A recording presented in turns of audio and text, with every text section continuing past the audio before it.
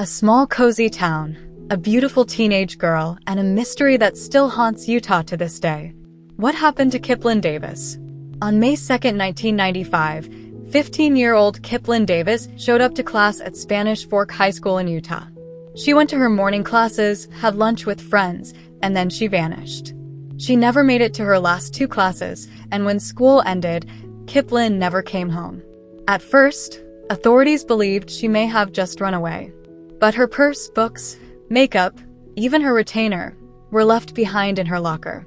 That was the first sign something was very, very wrong. As hours turned into days, the Davis family grew frantic. Flyers went up. Search parties combed the canyons and rumors started circulating. Had she been attacked? Abducted? Despite endless searching, Kiplyn was never found. And yet, someone out there knew something. Fast forward to 2005, a full 10 years later, and suddenly, people started talking. 5 of Kiplyn's classmates were charged. But not with murder, but with perjury. They had lied to a grand jury investigating Kiplyn's disappearance. Then, in 2011, a major break. Timmy Brent Olson, one of those former classmates, confessed. He admitted Kiplyn had been killed the day she vanished, and he helped bury her body. But here's the haunting part. He refused to name who did it. And he never said where Kiplyn was buried. Olson was sentenced to up to 15 years for manslaughter. He's still in prison, and despite being eligible for parole, he keeps getting denied. Because he still won't tell authorities where Kiplyn's body is. Under Utah's no body, no parole law, his silence means he stays behind bars. Kiplyn's family never stopped searching for answers. They've placed a headstone in her memory. They light a porch light every night. And they released a book in 2024 called When an Angel Leaves Your Life, telling Kiplyn's story and honoring her life. To this day, Kiplyn Davis's body has never been found. And those final answers about who took her life and where she was laid to rest are still locked away in silence.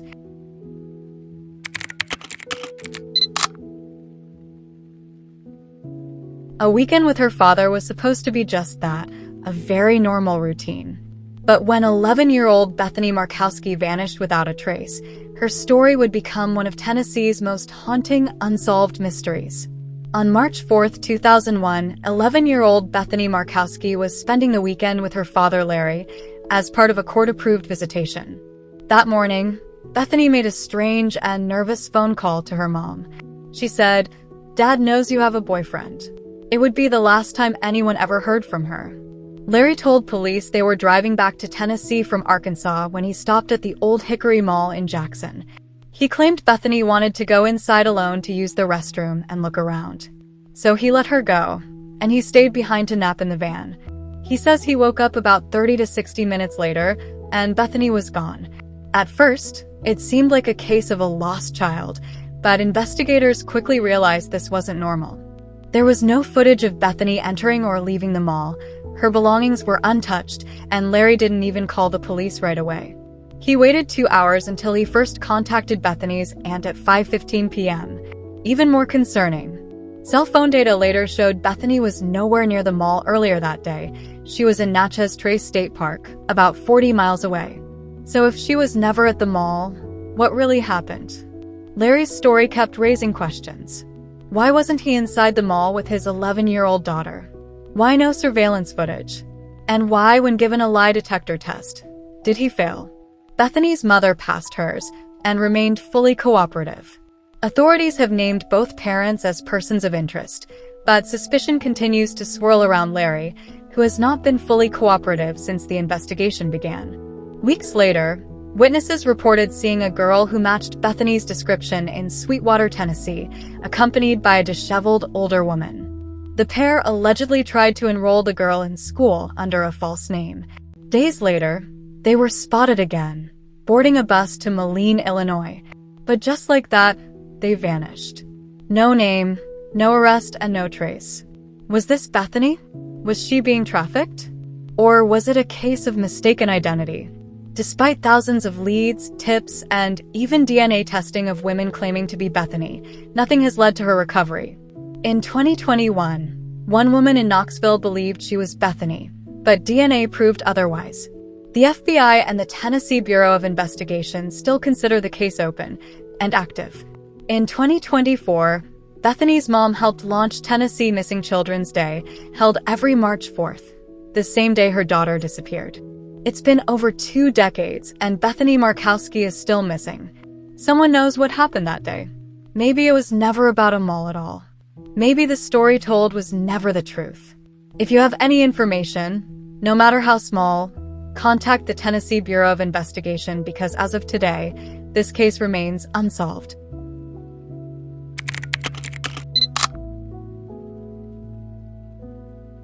A sunny afternoon at a shopping mall turned into one of the most tragic and influential missing child cases in American history. It was July 27, 1981, in Hollywood, Florida. 6-year-old Adam Walsh went with his mother, Reve Walsh, to a Sears store inside the Hollywood Mall. Adam wanted to look at video games, and Reve allowed him to stay in the electronics section while she browsed a few aisles away. When she returned just minutes later, Adam was gone. Security said there had been an argument between a group of boys, and a mall guard had asked them to leave. Adam may have been mistaken for one of the boys and escorted out a different door alone. That was the last confirmed sighting of Adam Walsh alive. A frantic search began immediately. Police, family, and volunteers canvassed the area. For 2 agonizing weeks, his family clung to hope. Then, on August 10, 1981, the unthinkable happened. 2 fishermen found Adam's severed head in a canal near Vero Beach, 120 miles from where he disappeared. Other than his head, the rest of his body has never been recovered. For years, the case went unsolved. Then came a chilling confession. Otis Toole, a known drifter and serial killer, confessed to abducting and killing Adam. He claimed he lured Adam into his car outside the mall, drove north, and killed him, later discarding his remains. Toole provided disturbing details that had never been made public. However, the case became tangled in inconsistencies. Toole later recanted his confession multiple times. Police lost key evidence, including the car allegedly used in the abduction. Despite this, in 2008, after years of public frustration, police officially closed the case, naming Otis Toole as Adam Walsh's killer. Toole died in prison in 1996, never formally charged in Adam's case. Out of this unimaginable tragedy came a nationwide movement that changed the way America responds to missing children. Adam's father, John Walsh, turned grief into action. He co-founded the National Center for Missing and Exploited Children and later hosted America's Most Wanted, a show that helped capture over 1,000 fugitives. Adam Walsh was only 6 years old, and his story is more than just a tragedy. It's a turning point in how we protect our children. Because of Adam, countless lives have been saved. But his case also reminds us of how quickly a child can disappear and how vital every second becomes.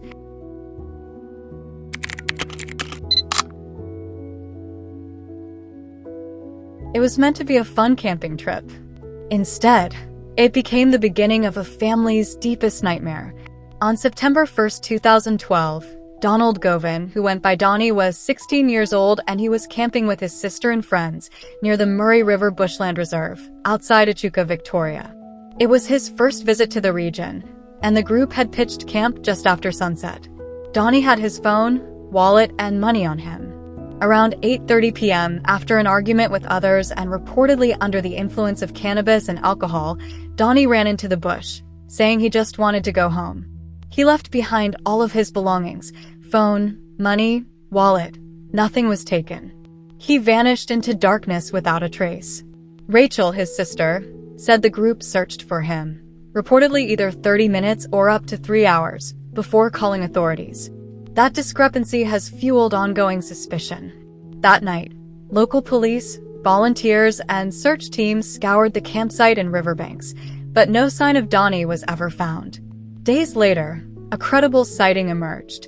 A local woman said she gave breakfast to a teen who'd spent the night in the bush, described as matching Donnie's appearance. The boy told her he intended to walk to Bendigo. In November, another sighting was well detailed. A man named Brad said a teen resembling Donnie approached his car in Lake Boga asking for money. He gave $20. Brad later found evidence such as a ripped-out page with Donnie's story near an old World War II bunker. It seemed credible, but no follow-up or identifications were confirmed. Several theories exist. Panic in flight.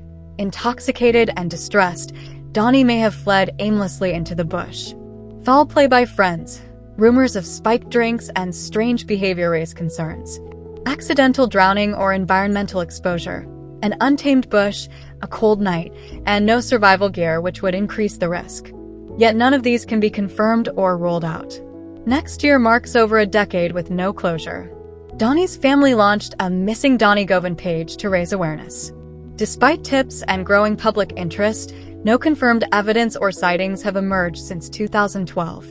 Authorities remain open to leads. The official missing person profile describes Donnie's last known outfit and circumstance: gray board shorts and a dark t-shirt, and spacer earrings. What truly happened to Donnie that night? Did he get lost? Was he fleeing danger, and could someone have harmed him? His fate remains unknown. But one thing is certain: Donnie's story deserves answers.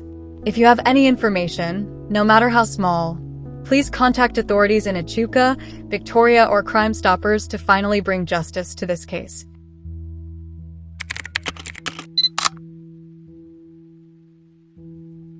A 19-year-old mother. A quiet afternoon. A single gunshot. And a mystery that still haunts Iowa to this day. Was it an accident, or something far more sinister? On September 14, 1982, 19-year-old Lisa Vander Esch was outside her rural home in Ironton, Iowa, playing with her 16-month-old son. Suddenly, a .22 caliber rifle discharged, striking Lisa in the head, killing her instantly. The gun belonged to her husband, Darwin Vander Esch, a skilled hunter and marksman. He told authorities it was a tragic accident, that the gun went off while he was handling it. But even back then, something about the story didn't sit right. Authorities began investigating. Darwin's behavior raised eyebrows. He failed a polygraph, and investigators weren't convinced by his version of events.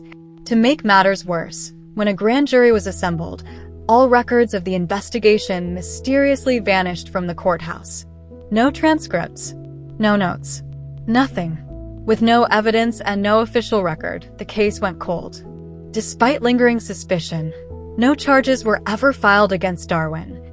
He moved on, later operating big game hunting businesses in Idaho and Alaska, until he lost his hunting licenses in 2015 due to fraud convictions. To this day, Darwin maintains his innocence. His son, just a baby when it happened, also believes his father could never have committed such a crime. But for many, the doubt remains. Lisa's death is still classified as a homicide. Her case remains unsolved over 40 years later. Iowa's Division of Criminal Investigation is still accepting new tips, hoping that someone somewhere might come forward with the missing piece of the puzzle. Her son grew up without a mother, but he is currently a player in the NFL draft. His father was arrested back in April for domestic violence charges against his current wife, Sandy.